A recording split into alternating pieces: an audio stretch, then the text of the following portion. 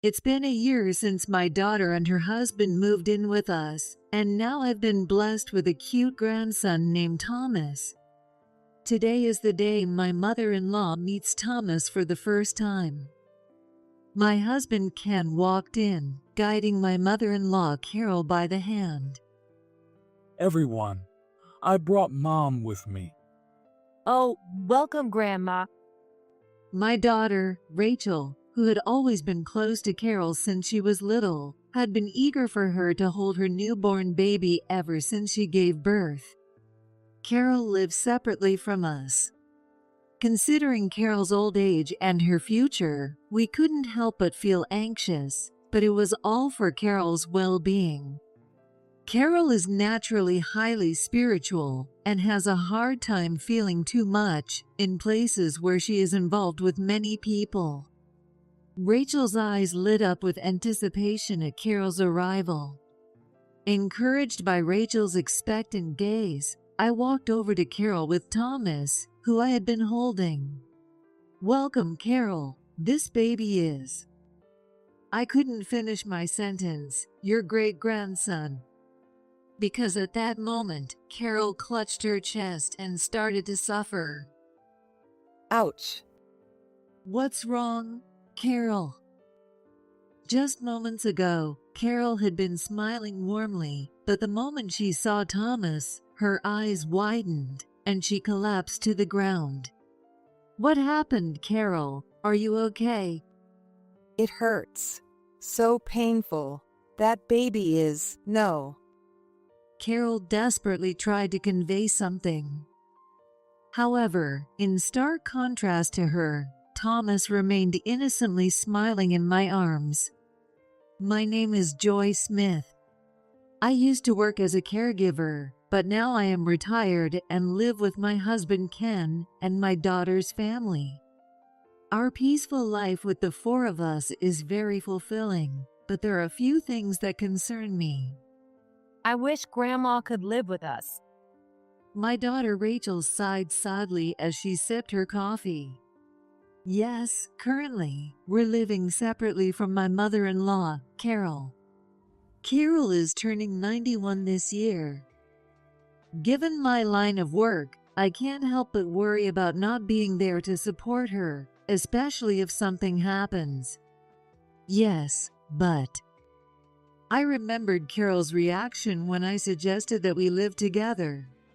"She's more comfortable on her own, and she wants to relax. It's what she wants." Carol is remarkably spry for a 91-year-old. Her letters, which arrive with the seasons, usually detail her mountain climbing adventures. She once told me that she finds peace in an environment where she can soak up nature's energy. And Carol seems to have a strong sixth sense, especially sensitive to people's emotions. As Rachel and I enjoyed our slightly indulgent coffee, we started reminiscing. "Remember when you went missing back in kindergarten, Rachel?" What? Really? Rachel sounded surprised. She was probably too young to remember much from that time.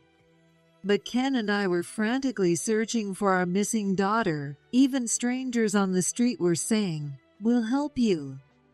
We called neighbors, walked around the kindergarten and the neighborhood, but we couldn't find you anywhere. Ken suggested we talk to Carol, and then Carol. This was over 10 years ago, so Carol was even more energetic back then.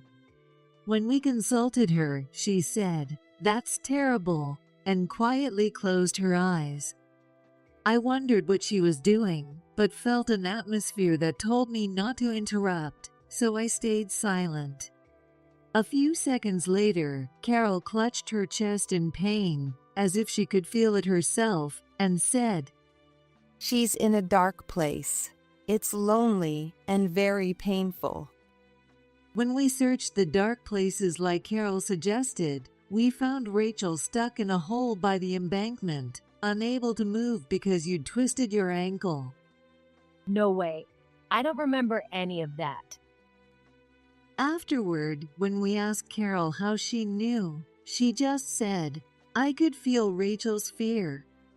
As I finished the story, Ken, who had been silently reading the newspaper, looked up and smiled nostalgically.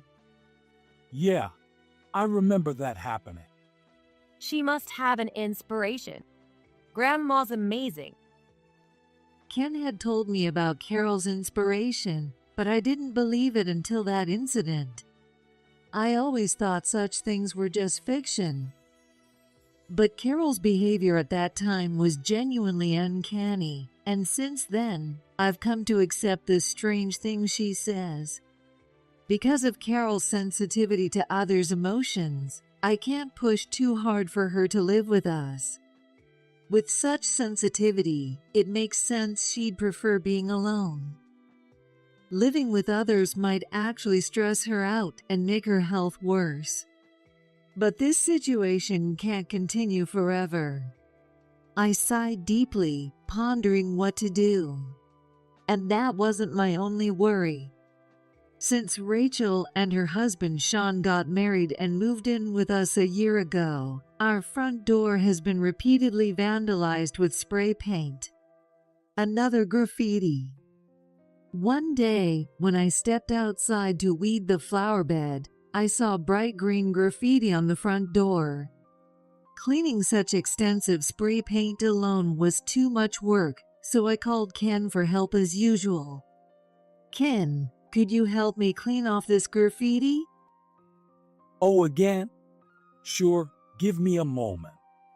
The graffiti was frequent, and we still didn't know who was responsible. We even had a graffiti cleaning kit ready at home. This time, it was just a messy smear on the door, but sometimes there were malicious messages like curse or unforgivable. Who on earth could be doing this? We asked around the neighborhood, but no one had seen the culprit. Our house graffiti problem was well known, and neighbors would even knock on our door to inform us if they noticed before we did. Having Carol over in such a situation wouldn't be peaceful. I know, let's install a security camera. I suddenly thought and suggested to Ken while cleaning the graffiti. We couldn't just let this continue. We had to take action to solve it. Ken agreed with my suggestion and went to the hardware store that day to buy and install a security camera. After the front door was vandalized again, we checked the camera footage. It was early in the morning when most people were still asleep. The camera showed a man in black clothes covering his entire body. Is that guy? Do you know him? Because of the mask and hat, his face was hard to make out, but he was clearly not someone we knew.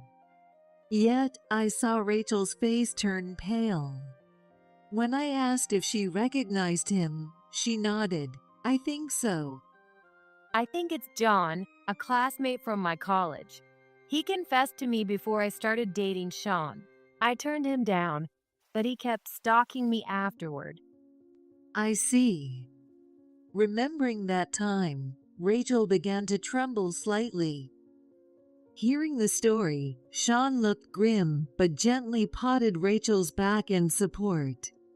It seems the graffiti culprit's unrequited love for Rachel had turned into hatred, leading to these actions. I don't know what exactly happened between them, but Rachel isn't the type to play with people's emotions.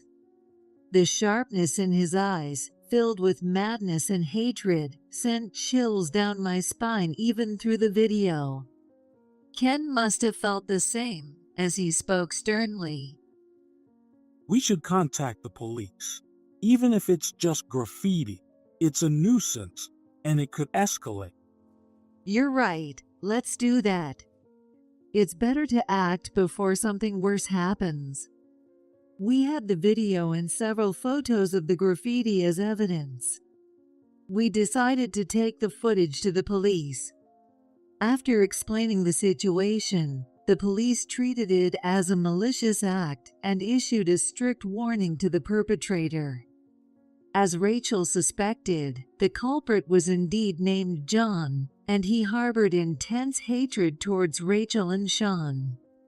John's parents found out about his behavior, leading him to quit his current job and move back to his hometown.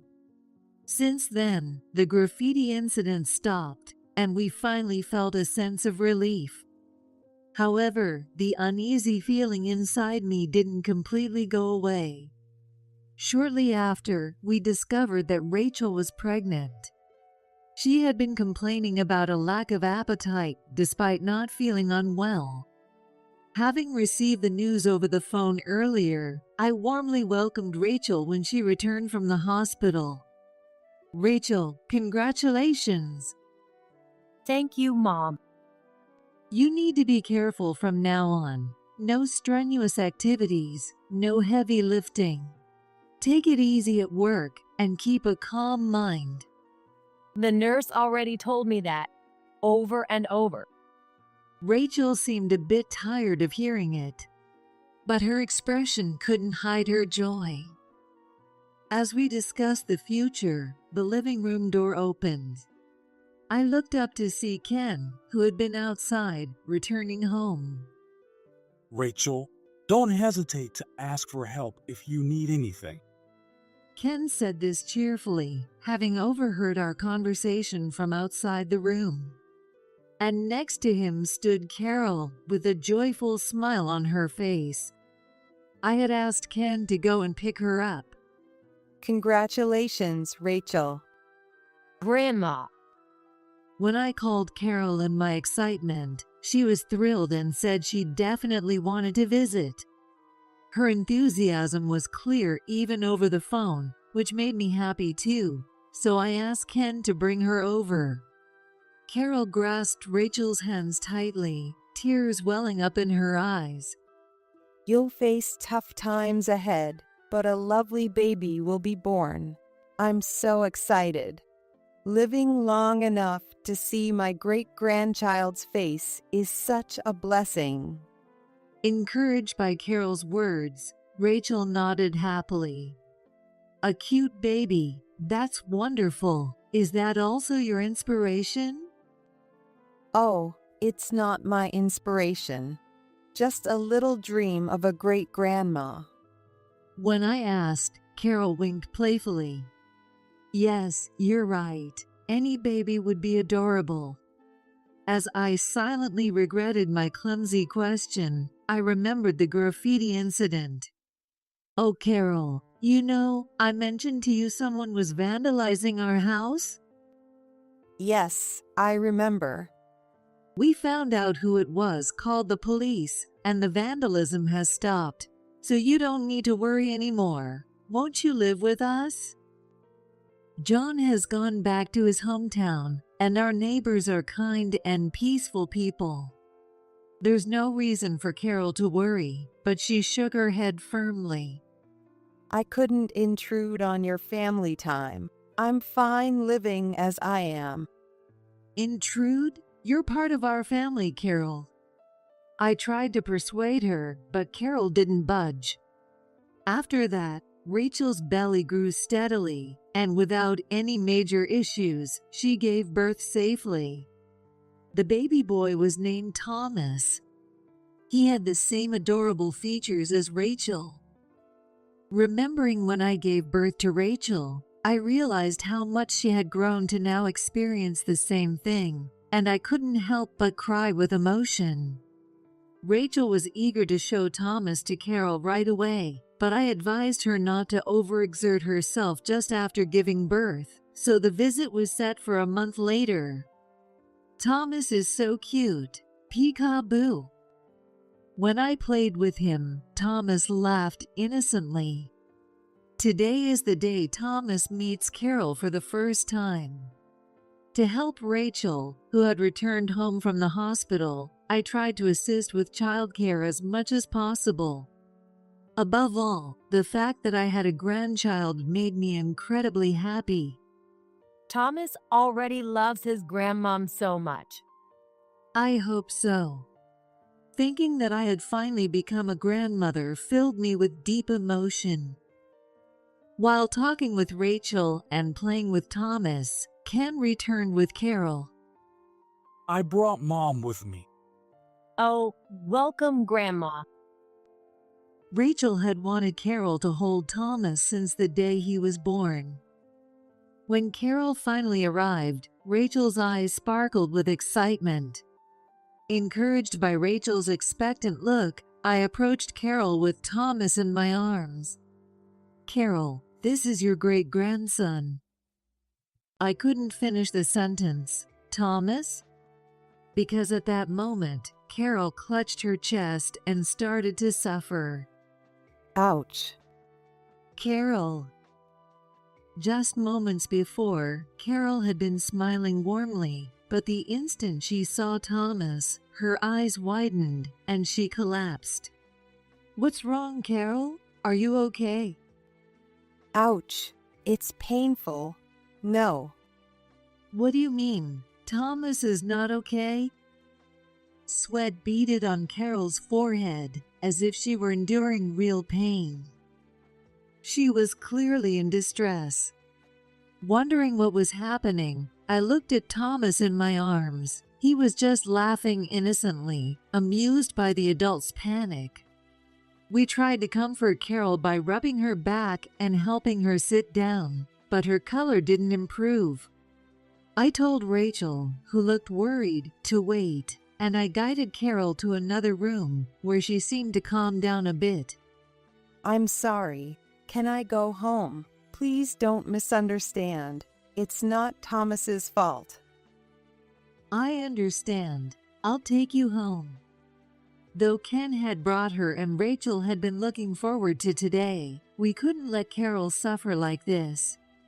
I decided to drive Carol home as she requested. "Carol, are you feeling better?" Yes, much better. I'm so sorry. Carol's house is in a somewhat isolated area at the foot of a mountain, away from the residential neighborhood. There were few houses and little foot traffic, so Carol seemed more at ease and sighed in relief. "You don't need to apologize, but what happened earlier?" Carol wasn't sick. For her to suddenly clutch her chest in pain, there had to be another reason. I offered her some warm tea to help her relax and asked. But Carol seemed reluctant to recall the moment. She lowered her eyes and hesitated to speak. Well, when I looked at that baby, I felt a terrible sensation. A terrible sensation? Seeing Carol in such pain gave me a very bad feeling. It was the same feeling I had when we discovered the graffiti culprit, a lingering unease in my heart.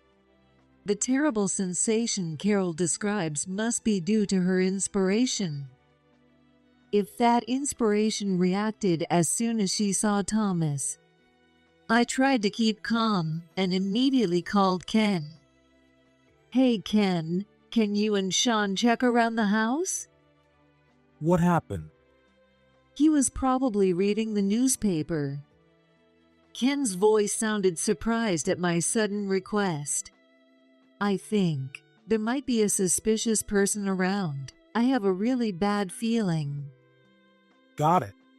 We'll check it out.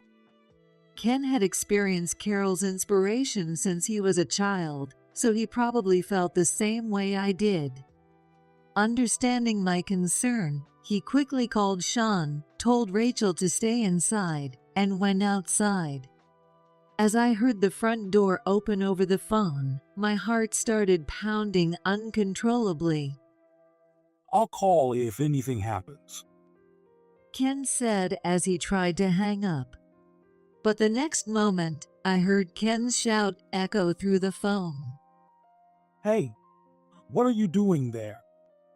I heard Ken's footsteps running, followed by angry shouts as he and Sean confronted someone.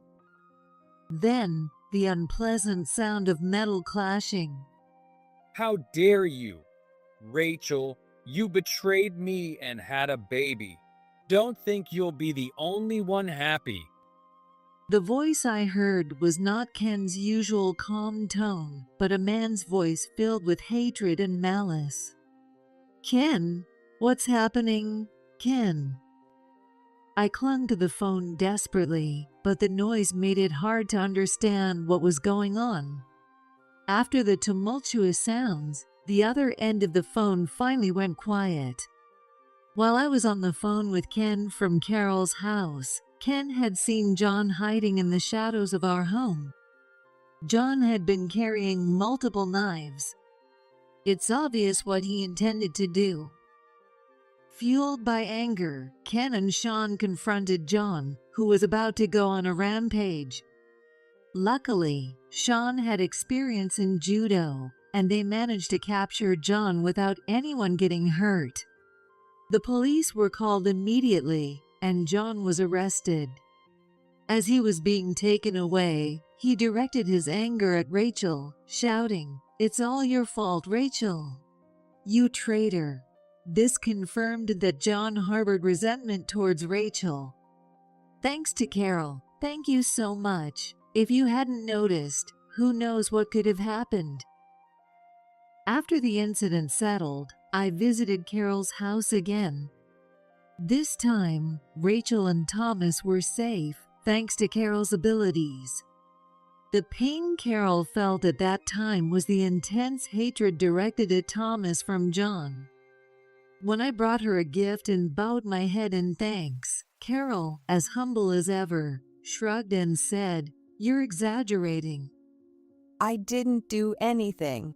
It was you, Joy, who took action, and everyone else who helped catch the culprit. No, that's not true. If you're thanking everyone, then you should include yourself too, Carol. I was truly relieved that everything turned out okay.